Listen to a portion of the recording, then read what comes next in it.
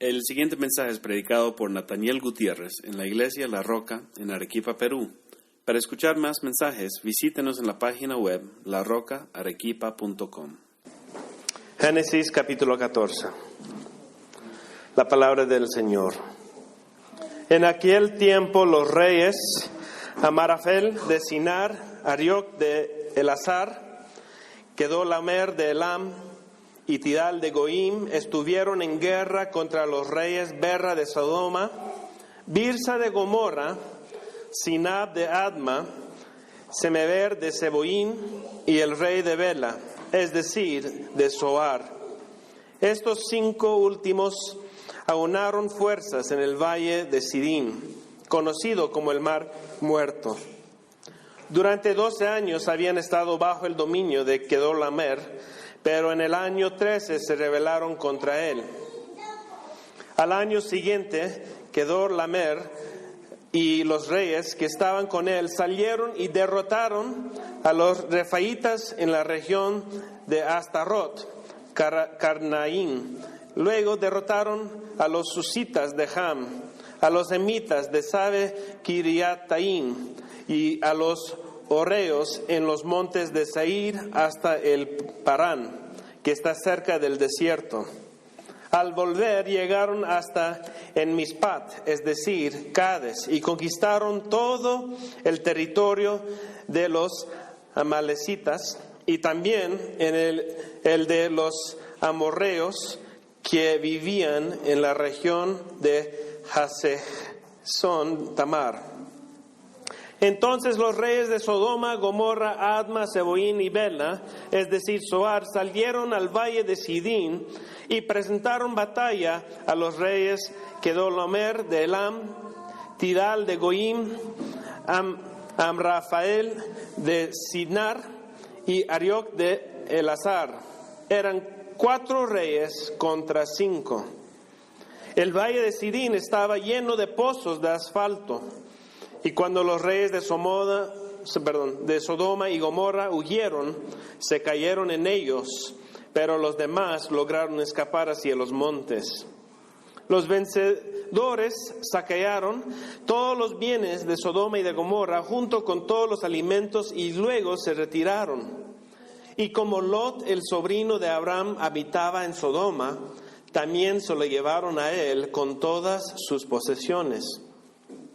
Uno de los que habían escapado le informó todo esto a Abraham el hebreo, que estaba acampando junto al encinar de Mamre el amorreo. Mamre era hermano de Escol de Adner, y estos eran aliados de Abraham. En cuanto Abraham supo que su sobrino estaba cautivo, convocó a 318 hombres adiestrados que habían nacido en su casa y persiguió a los invasores hasta Dan. Durante la noche Abraham y sus siervos desplegaron sus fuerzas y los derrotaron, persiguiéndolos hasta Oba, que está al norte de Damasco. Así recuperó todos los bienes y también rescató a su sobrino Lot, junto con sus posesiones, las mujeres y la demás gente. Cuando Abraham volvía de derrotar a Kedorlaomer y a los reyes que estaban con él, el rey de Sodoma salió a su encuentro en el valle de Sabe, es decir, en el valle del rey. Y Melquisedec, rey de Salem y sacerdote del Dios Altísimo, le ofreció pan y vino. Luego bendijo a Abraham con estas palabras: que el Dios Altísimo, creador del cielo y de la tierra, bendiga a Abraham. Bendito sea el Dios Altísimo que entregó en tus manos a tus enemigos. Entonces Abraham le dio el diezmo de todo. El rey de Sodoma le dijo a Abraham: dame las personas y quédate con los bienes. Pero Abraham le contestó: he jurado por el Señor, el Dios Altísimo, creador del cielo y de la tierra, que no tomaré nada de lo que es tuyo, ni siquiera un hilo, ni la correa de una sandalia. Así nunca podrás decir: yo hice rico a Abraham. No quiero nada para mí salvo lo que mis hombres ya han comido. En cuanto a los hombres que me acompañaron, es decir, Aner, Escol y Mamre, que tomen ellos su parte. Hasta aquí la lectura de la palabra de Dios.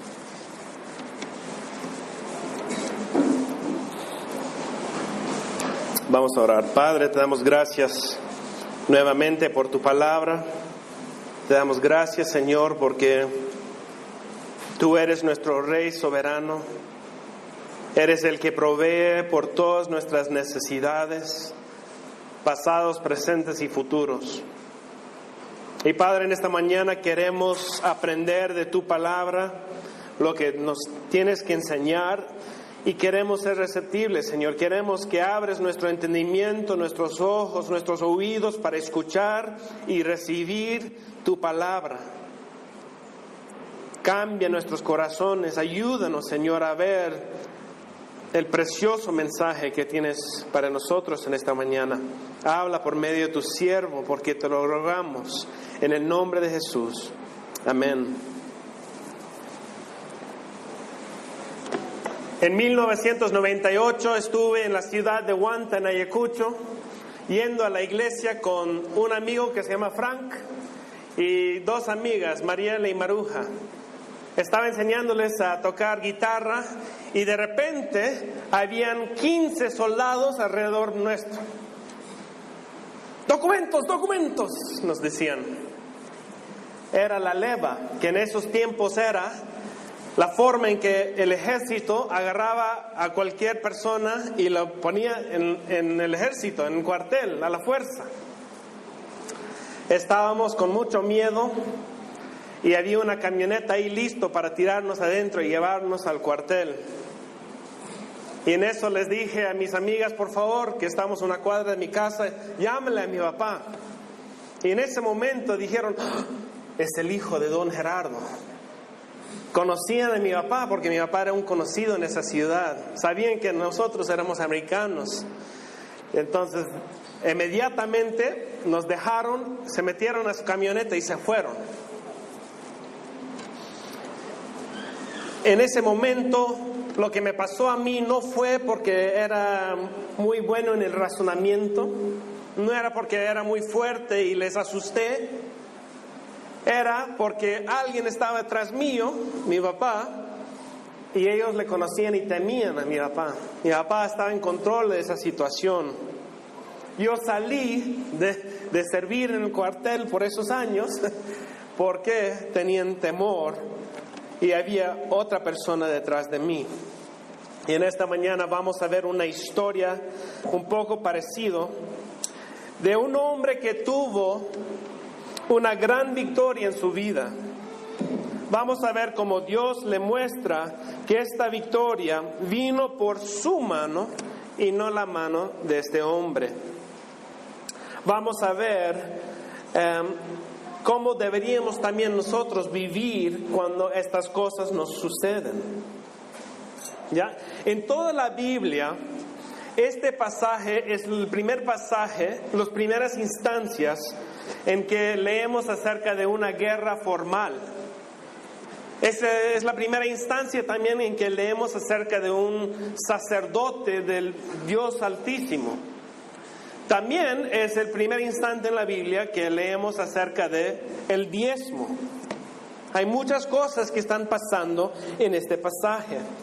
Aunque parece a veces un poco misterioso y confuso, no entendemos los nombres de los lugares donde vivían, no conocemos a esos reyes, pero a la misma vez Dios está enseñándonos algo profundo por medio de esta palabra.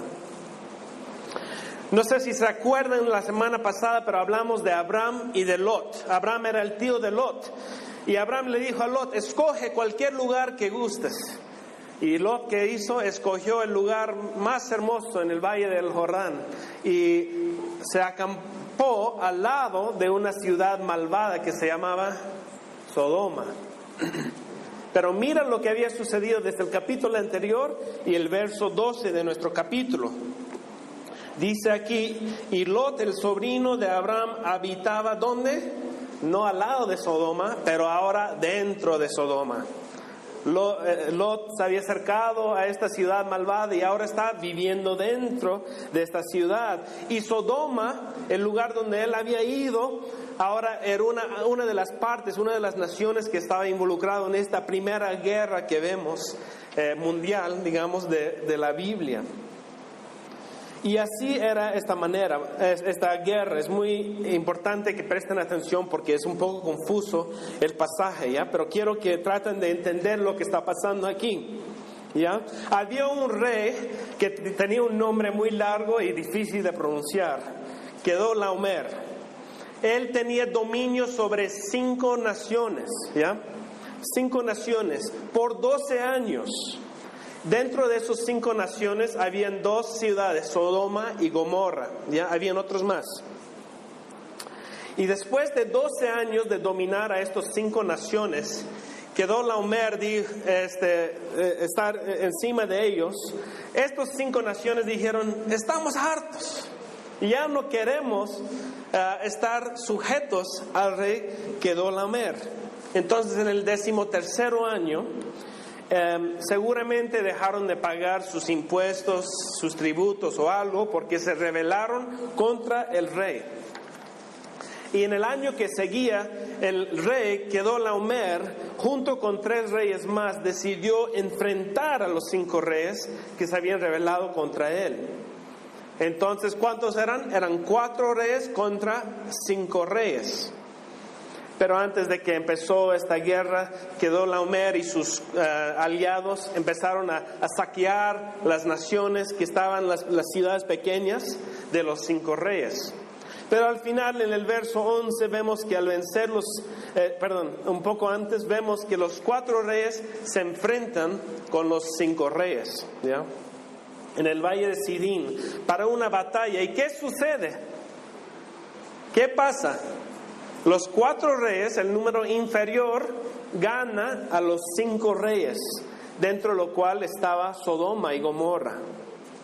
Entonces, Lot, quien estuvo dentro de Sodoma, también fue capturado porque él estuvo viviendo dentro de Sodoma. Y el rey Kedorlaomer con sus aliados saquearon todas las cosas, incluyendo a Lot, y se fueron hacia el norte. ¿Ya? Ahí más o menos pueden entender lo que está pasando en la historia. Ahora, ¿qué sucede? La historia no termina ahí. Uno de los hombres del campamento seguramente de Sodoma viene corriendo a Abraham y le dice, tu sobrino, se lo llevaron. ¿Ya? Y Abraham, que estaba viviendo en Mamre junto con sus aliados, al enterarse de lo sucedido, convocó a 318 de sus hombres entrenados en guerra que habían nacido dentro de su casa, y lo persiguió a este rey y sus aliados hasta el lugar que se llama Dan, más o menos 200 kilómetros de distancia, para que entiendan, ¿ya? Un ser humano puede caminar más o menos, digamos, 100 kilómetros por día. Esto era 200 kilómetros que Abraham persiguió a estos hombres, a estos reyes. Y luego Abraham entonces emplea una táctica nocturna para aprovechar de estos reyes, y divide el grupo de los hombres con quien está, y por 2 lados atacan y persiguen derrotando a los reyes de Kedorlaomer y sus aliados hasta 60 kilómetros más, hasta Damasco. Y ahí es donde recupera todos los bienes y también rescata a su sobrino Lot, junto con sus posesiones, las mujeres y la demás gente. ¿Ya? Es una historia muy interesante. El miércoles el pastor Natán nos enseñó acerca de los libros de 1 y 2 Samuel. Si no estás participando en estas enseñanzas, quiero dar un pequeño comercial, ¿ya? Están perdiendo de una gran oportunidad de ser discipulado y de ser capacitado en la palabra del Señor. No siempre tendremos oportunidades como estas para aprender de la Biblia y realmente capacitarnos y ser discipulados en la palabra de Dios. Entonces les animo a que aprovechen de estas enseñanzas cada miércoles. El pastor Natán trabaja muy fuerte en dar unas buenas enseñanzas y ha sido de mucho ánimo para nosotros. Pero como les decía, el pastor Natán el miércoles estaba hablando de 1 y 2 Samuel. Y dentro de 1 y 2 Samuel hay una historia, no sé si ustedes se acuerdan, de un hombre que se llamaba David y un Goliat, un gigante que se llama Goliat. ¿Ya? Y en esta historia es una historia que a mucha gente le impacta porque hay un joven que no es guerrero, que no tiene armadura, que es un joven humilde y se enfrenta ¿con quién? El soldado más fuerte, con armadura, el mejor guerrero de los filisteos. Y David, un joven, le conquista y le derrota a este gigante que se llama Goliat. Nos mueven historias como estas, ¿no? Nos gustan ver a un inferior ganar a un superior, algo inesperado como esto. Y así es la historia de Abraham. En toda la narración de esta historia se implementa una palabra que se llama rey, la palabra rey, 28 veces para describir a los reyes de las diferentes naciones, ¿ya? ¿Te acuerdas? Hemos pasado por esa lista y hemos visto rey tal, rey tal, rey tal, rey tal. 28 veces en este pasaje usan la palabra rey. Pero luego llegamos a hablar de Abraham. Y Abraham no es un rey. Pero sin embargo se levanta con personas de su propia casa y va al rescate de su sobrino y se enfrenta con reyes que dominaron las 5 naciones por 12 años. Y no solamente Abraham, que es determinado solamente como el hebreo, persigue y derrota a los reyes, pero Abraham ni siquiera era un rey, no era un soldado como ellos. Y estas son las historias que nos gustan, ¿no? Nos gustan escuchar historias como estas, porque vemos que una persona inferior, que no debía haber ganado, es superior y gana a un número muy grande de reyes.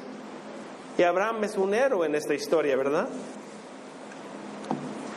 Bueno, no sé si podemos regresar otra vez a la ilustración que mencioné al inicio. Cuando estaba parado ahí, los soldados alrededor de mí, de mis amigos, ¿por qué creen que los soldados se fueron? ¿Porque les mostré mis músculos? ¿O porque, no sé, les persuadí de que era muy joven? ¿O por qué crees que se fueron? Porque temían al que estaba detrás de mí. Había otra fuerza, o sea, mi papá, que les causó a ellos un temor y se fueron. No era porque yo persuadí o porque yo hice algo, nada que ver. Y saben que aunque Abraham ganó y fue victorioso en esta batalla, no fue por algo en Abraham, ni en algo en sus hombres, sus soldados. Abraham debía haber perdido esa batalla. Así como David debía haber perdido la batalla contra Goliat, Abraham también debía haber perdido. Pero Abraham ganó, venció y los derrotó. ¿Pero lo hizo solo? ¿Lo hizo él? No, esto fue por la mano de Dios, por la mano del Señor Jesús. Quizás estás pensando, pastor, siempre nos dices cosas así.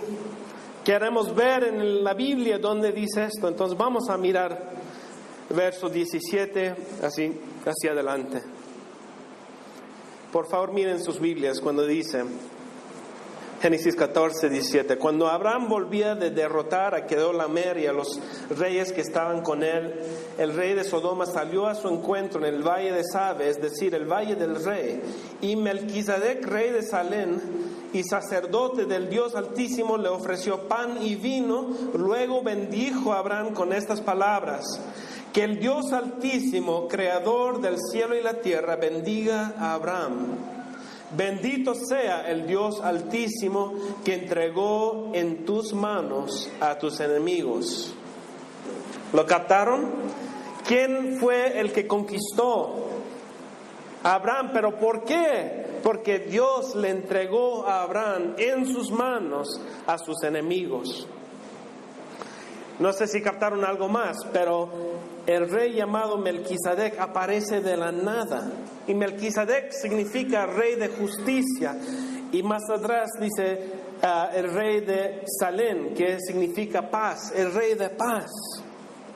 De repente, de la nada, salió este misterioso hombre llamado Melquisedec. Y para que sepan, Melquisedec aparece 5 veces en la Biblia, ¿ya? Acá en este pasaje, en el Salmo 110, donde simplemente lo menciona, que alguien vendrá en su linaje, y luego en 3 capítulos en Hebreos. No se habla más de Melquisedec, no sabemos de dónde vino y no sabemos qué fue de él. Hebreos dice que no tuvo inicio ni fin. ¿Ya? Apareció de la nada y apareció como el sacerdote del Dios Altísimo, un cargo que es sumamente importante. Y algo más interesante es que él llega a esta escena después de la batalla trayendo ¿qué? ¿Se acuerdan? Pan y vino, que era una forma de describir un banquete en esos tiempos. No necesariamente era un pan y una copa de vino, era una forma de describir que trajo una cena, un banquete, ¿ya? Entonces Melquisedec, el sacerdote del Dios Altísimo, viene, le bendice a Abraham y a Dios, diciendo que Dios es el que entregó en las manos de Abraham a sus enemigos, y luego trae un banquete. Qué interesante, ¿no? Vemos aquí claramente, no hay duda de que Dios estuvo detrás de Abraham en este escenario. Dios fue el que estuvo intercediendo, el que le dio la victoria y la derrota de Abraham contra los 4 poderosos reyes. Es como si el Señor está diciendo, qué bien, conquistaste, pero para que sepas, yo te di la victoria. Yo te di todo lo que tienes. Quizás Abraham sentía bien, ¿no? Decía, wow, conquisté a los 4 reyes que conquistaron a los 5 reyes. Y mira, ahora tengo todo esto que hemos saqueado, todos estos bienes. Todo esto le pertenecía a Abraham. Pero luego se aproxima un rey de justicia, un rey de paz, Melquisedec. Y no es solo un rey, pero también es un sacerdote. En ese instante Abraham se da cuenta de que su victoria vino de la mano de Dios. Y aunque esta historia está repleto de la palabra rey, y hay reyes por todos lados, la historia no está centrada en esos reyes. El autor nos está llevando a la conclusión de que hay un rey más poderoso. Hay un rey que es soberano. Es el rey de los reyes. ¿Quién es el soberano y el más poderoso de todos los reyes? ¿Qué dice Melquisedec? El creador del cielo y la tierra. El creador de los reyes ha llegado a la escena. Él es el que creó a los demás reyes. Él es el rey sobre todos los reyes. Y el rey de reyes, el Señor, es el que cuida a sus hijos, el que provee por sus necesidades, el que cuida de sus hijos y hace que todo obra para bien de Abraham. Y hoy día tenemos la misma promesa en Romanos 8:28, cuando dice, ahora bien sabemos que Dios dispone todas las cosas para el bien de quienes lo aman, los que han sido llamados de acuerdo a su propósito.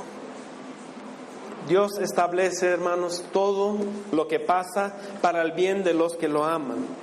Y Abraham entró a esta guerra sin la seguridad de que todo saldría bien, pero al salir de ella no queda duda alguna de que sabía que él tenía un intercesor, un gran sacerdote que mediaba por él, y que muestra de que Dios estaba a su lado, gobernando todo lo que pasaría y dándole a él la salvación. ¿Quién merece la gloria? Dios.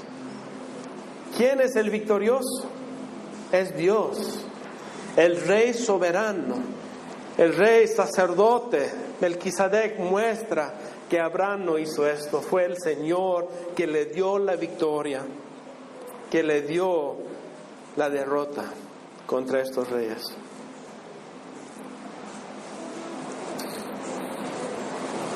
De todos los pasajes en la Biblia, hay un pasaje que casi todos conocen. El Salmo 23. El Señor es mi pastor, nada me faltará. Y más abajo en el verso 4 y 5 dice lo siguiente: aunque ande en valle de sombra y de muerte, no temeré mal alguno, porque tú estarás conmigo. Tu vara y tu cayado me infundirán aliento. ¿Están escuchando? ¿Quién estuvo en el valle de la muerte, de la sombra de muerte? Abraham. Tú estarás conmigo, tu vara y tu cayado me infundirán aliento. Y escucha lo que dice el verso 5. Dispones ante mí un banquete en presencia de mis enemigos. Has ungido con perfume mi cabeza, has llenado mi copa a rebosar. Y justamente en nuestro pasaje vemos que el Señor no solamente está con Abraham en el valle del sombra de muerte, pero le sirve un banquete en presencia de sus enemigos. Miren el verso 18 de Génesis 14. En este verso vemos que el rey Melquisedec le ofreció pan y vino, una manera de describir un banquete. El Rey de Reyes le bendice y le prospera en la guerra y luego le da incluso un banquete en presencia de sus enemigos y le bendice. Hermanos, sin duda el corazón de Abraham estaba rebosando de gozo, estaba rebosando de gratitud. Dios le había bendecido ricamente. Realmente Dios era su pastor y rey, quien le amaba. Entonces la pregunta es, habiendo visto toda esta guerra, habiendo visto lo que ha pasado aquí y cómo Dios le ha dado la victoria a Abraham, ¿cuál es la respuesta de Abraham? ¿Qué significa todo esto? ¿Cuál es la respuesta de Abraham? ¿Qué es lo que hace? En respuesta y en gratitud, Abraham muestra su fe una vez más, dando 10% de todo lo que ha ganado a Dios, de todo lo que a él le pertenecía, de toda su ganancia. Abraham reconoce que todo vino por la mano de Dios. Estas cosas no le pertenecían. Entonces, de la abundancia que Dios le dio, Abraham le da 10% de todo. Quiero anotar algo aquí. Hermanos, sabemos que en la ley de Moisés hay una ley civil donde es requisito, bajo la ley de Moisés, que todos deberían de dar 10% de su entrada a Dios, ¿ya? Pero es algo interesante que Abraham está haciendo 10%, está dando 10% de lo que ha recibido del Señor antes de que esta ley existiera, porque Moisés todavía no había nacido. Abraham está haciendo esto de la voluntad de su corazón, así como Caín dio lo que sobraba y Abel dio lo mejor. Aquí Abraham está dando lo mejor que tiene, 10% de todo lo que ha recibido, que incluye oro, plata, seguramente joyas, de todos los bienes que numeran aquí. Abraham le da al Dios Altísimo. Esta es la primera vez que vemos que alguien da un diezmo en la Biblia. Luego de este pasaje vemos que este diezmo se vuelve una ley en los tiempos de Moisés, y luego en el Nuevo Testamento ya no vivimos bajo la ley, ya no está esa obligación de dar 10%, no, ya no es obligación, vivimos bajo la gracia de Dios, pero ahora se ha ampliado, no ha disminuido. Ahora no damos un porcentaje, ahora el Señor requiere mucho más, requiere todo de nosotros. Pero dirán, quizás, pastor, pero ya no vivimos bajo la ley, vivimos bajo la gracia. En el Nuevo Testamento ya no, la ley está como anulado. No, pero así no habla Pablo. Pablo dice algo diferente en Romanos 3:31. ¿Anulamos esta ley por medio de la fe? De ningún modo. Al contrario, confirmamos la ley. Hermanos, es cierto que ya no vivimos bajo la ley, pero esa ley nos sirve todavía para guiarnos y dirigirnos en los caminos del Señor, en los propósitos del Señor. No es que nosotros podemos ganar salvación por medio de los diezmos, pero sigue un principio bíblico, una enseñanza para nosotros de dar no solamente 10%, pero ahora en el Nuevo Testamento aún más, mucho más. Y esto fue lo que pasó en el caso de Abraham. Escuchen lo que sucede en el verso 21. Vemos que Abraham toma un paso más allá del 10%. Empieza en el verso 21 que el rey de Sodoma, el rey que había sido derrotado, se aproxima a Abraham y le habla como si es que estuvieran al mismo nivel, como si el rey de Sodoma tuviera algún poder sobre Abraham. Y le dice, dame las personas y quédate con los bienes. Pero a la cabeza de ser derrotado por Kedorlaomer y luego Kedorlaomer por Abraham, ¿cómo le va a hablar el rey de Sodoma a Abraham de esta manera? Él no tiene poder. Pero ¿sabes qué sucede a Abraham sabiendo que todo lo que estaba ahí le pertenecía a él? Dice, no tomaré nada de lo que es tuyo, ni siquiera el hilo de una sandalia. Así nunca podrás decir que yo hice rico a Abraham. Aunque Abraham estaba en su derecho de tomar todo, incluyendo las personas y los bienes, Abraham rechaza todo. Y en una oportunidad de enriquecerse más, Abraham en fe deja todo. En total, Abraham dio no 10%, pero 100% de lo que podía tener. Después de todo, Dios le dijo a Abraham que Él le bendecería. Abraham confió que el Señor le daría su bendición y que Dios proveería por sus necesidades.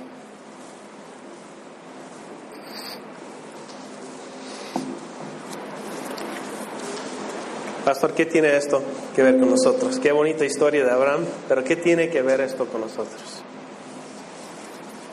Creo que ya están sacando algunos puntos de aplicación para nuestras vidas. Pero pensemos por un momento en todas las bendiciones que tenemos. Pensemos en un momento en todas las bendiciones que Dios nos ha dado en esta semana y en nuestras vidas. Si tomaríamos un tiempo para compartir todas las bendiciones que Dios nos ha dado, ¿cuánto tiempo estaríamos aquí en esta iglesia? Mucho tiempo. Porque aunque tenemos dificultades en esta vida, las bendiciones de Dios sobreabundan y sobrepasan estas dificultades. Aunque quizás no podemos caminar, podemos cantar, podemos ver. Aunque quizás estemos enfermos, quizás tenemos bendiciones de otras formas. Pero la cosa es que Dios nos bendice. A pesar de las dificultades en la vida, somos personas bendecidos. Nuestras vidas están llenas de bendiciones. Bendiciones que Dios nos ha dado en maneras increíbles. Quizás cuando estabas en ese momento de peligro, y me acuerdo de una vez viniendo de Lima, en una curva donde un bus casi me manda al abismo, el Señor estuvo ahí en ese momento. Me protegió la vida, me bendijo. Hay momentos de peligro así que todos pasamos. Hay momentos donde quizás podríamos haber perdido el trabajo o haber sido jalado en un examen o no sé qué, pero el Señor ha proveído, nos ha bendecido, nos ha cuidado, nos sostuvo. En el valle de sombra de muerte, Él estuvo contigo y te dio aliento, te dio esperanza, te dio vida. Y aunque quizás no lo vemos en ese momento, así como Abraham no se dio cuenta en esa guerra, Dios estuvo ahí. El Rey de Reyes, el que es soberano sobre toda la creación y el universo, es el mismo que dispone todo para el bien de los que le aman. Y parte de ese bien es que Él envió a Jesucristo. Un hombre que fue en el orden de Melquisedec, un hombre similar a Melquisedec, que intercedió por ti, que te bendijo y te trajo toda bendición. Esta historia de Melquisedec nos da una sombra de un sacerdote y un rey que tenía que venir. Jesús, el sacerdote que es mayor que Melquisedec. Jesús, el verdadero rey de justicia, el verdadero príncipe de paz. Y Él es quien intercede por nuestro bien.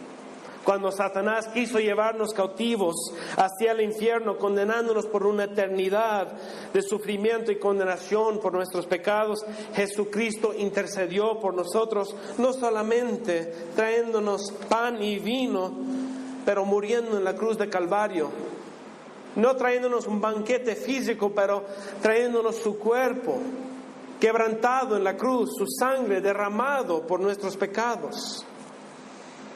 Eso es lo que tomamos cada primera semana del mes. Cada primer domingo vemos la mesa del Señor, el pan y el vino que representan el nuevo pacto en la sangre y el cuerpo de Cristo Jesús. Eso es el banquete que celebramos. Un banquete que tiene mucho más significado y que nos apunta al banquete final que tendremos un día con el Padre. Jesús es el sacerdote que da su vida para reconciliarnos con el Padre cuando nosotros estábamos completamente muertos en nuestros pecados. Él nos toma del valle de la sombra de la muerte y nos da vida. Y cuando nosotros miramos alrededor nuestro y vemos nuestras vidas, vemos las bendiciones que tenemos, claro que tenemos dificultades, pero recuerden que tenemos bendiciones también. Recordemos que esas bendiciones vienen por la mano de Cristo. Nos damos cuenta que Cristo nos da todo esto cuando Él paga nuestra deuda en la cruz. Y gracias a su intercesión por nosotros, somos reconciliados con el Rey de Reyes. Y esa unión con Jesús nos da todos los derechos de ser hijo de Dios. Y con esto concluyo. Estos derechos que nos da el Señor Jesucristo, los detalles y los momentos de bendición en nuestras vidas, si somos bendecidos hoy, es porque el Rey soberano dispone todas las cosas para nuestro bien. Entonces, ¿qué podemos hacer? ¿Cómo puede ser nuestra respuesta? ¿Qué podemos decir al saber que cada centavo en nuestro bolsillo, cada bendición que tenemos viene por la mano de Jesucristo? ¿Qué podemos hacer nosotros? Como Abraham, si realmente reconocemos que todo lo que tenemos, incluso el trabajo que hacemos para ganar el sueldo, hasta ese dinero viene de Dios, viene de la mano del Señor, entonces hasta nuestro sueldo es de Dios. Nuestras ofrendas no vienen de nuestros bolsillos, vienen de la bendición de Dios. Nuestras bendiciones no vienen porque nosotros nos esforzamos, vienen porque Jesucristo nos bendice. Y Jesús no quiere solamente 10% de tu vida, Él quiere toda tu vida. Él quiere ver que tu fe está en Él y que tú reconoces de que cada bendición, cada centavo en tu vida es porque Dios te lo ha dado. Entonces, hermanos, ¿qué respuesta tenemos? No debemos de ser tacaños con Dios. No debemos de robar a Dios. Debemos de agradecer a Dios, retornándole a Él lo que Él nos ha dado. Si todo viene de la mano de Dios, es una falta de fe no diezmar. Es como decir, no, yo he ganado este dinero y no quiero soltarlo. No, Dios te lo ha dado. Hermanos, el diezmo y la ofrenda es una muestra de gratitud, es una muestra de fe.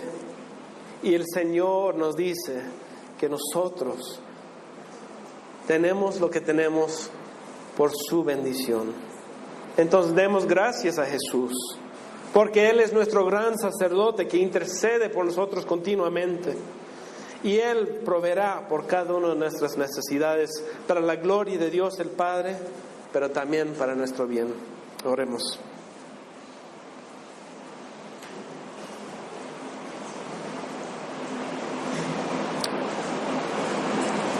Padre, qué ingratos somos a veces, Señor, al no reconocer que cada cosa que tenemos, desde el aire que respiramos, el techo sobre nuestras cabezas, las camas en que dormimos, la ropa en que nos vestimos, la comida que comemos, Señor, todo es tuyo. Tú nos has dado cada cosa que tenemos No es porque fuimos muy capaces o inteligentes o fuertes o que hemos trabajado duro, Señor. Todo viene por tu mano. Nos puedes quitar así como nos puedes dar, Señor. Y en esta tarde, Señor, te rogamos que cambies nuestro punto de vista, que nos ayudes a darnos cuenta que tú eres el Rey soberano, el Rey de Reyes, el Creador del cielo y la tierra. Y tú puedes, Señor, darnos cada cosa que necesitamos. Pero, Señor, a veces nos aferramos a las cosas de este mundo. Vemos oportunidades y nos aferramos, Señor, pero no permites que este mundo nos haga ricos, Señor, como Abraham no quería que Sodoma le hiciera rico.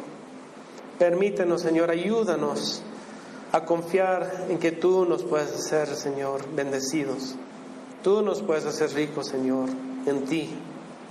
Ayúdanos a tener fe en ti. Ayúdanos, Padre, a cambiar nuestro punto de vista, a recordar que Jesucristo pagó por todo y nos dio vida cuando estuvimos muertos en nuestros pecados. Ayúdanos a no olvidar estos principios. Cámbianos, Señor. Te pedimos en el nombre de Jesús. Amén. Este mensaje fue predicado por Nathaniel Gutiérrez en la iglesia La Roca, en Arequipa, Perú. Para escuchar más mensajes, visítenos en la página web larocaarequipa.com.